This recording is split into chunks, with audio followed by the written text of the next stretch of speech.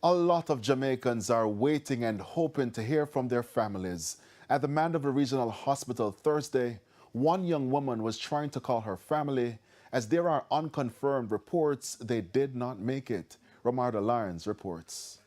Worry, uncertainty, waiting in limbo to hear the voices of their loved ones. And now, it's even more terrifying as the death toll is expected to increase as more bodies are being found.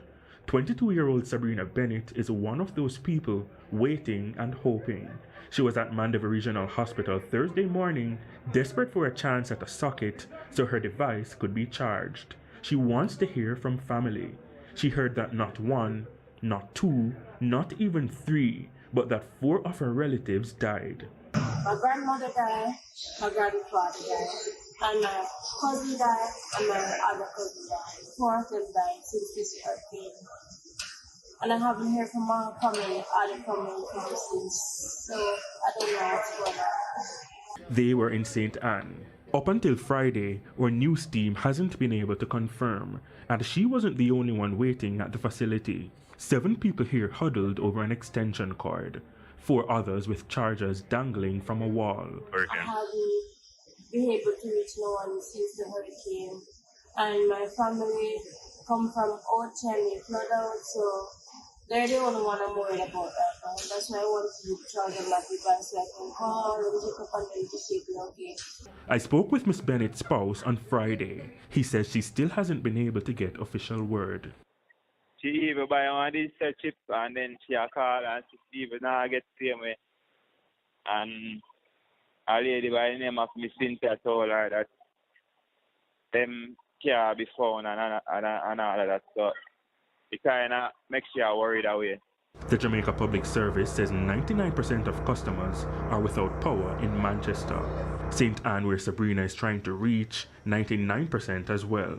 This man was also at the hospital trying to get his phone up and running. I just coming from down at St. Elizabeth. I was getting a little charge on it. My family have no current gone. So I just come up there and doctor, but no doctor not work today. So the citizen on charge before. But it's a long wait. I have to wait for someone to plug in again. But you know, it's busy. As one plug out, one plug in. So I have to wait. And this happens every time there's an issue with electricity. Carl Bennett has found a business opportunity. Some people is charging $500. I'm charging $250. Because I consider that a hurricane does pass. And everybody cannot find $500 to buy a pound of rice at this time. It means that I consider to help the poor. I'm not helping the Prime Minister of Jamaica. I'm helping the citizen of central Manchester. In the meantime, Fontana Pharmacy in Mandeville is allowing residents to charge devices for free. Electricity might be out until maybe the 10th of November, we're told.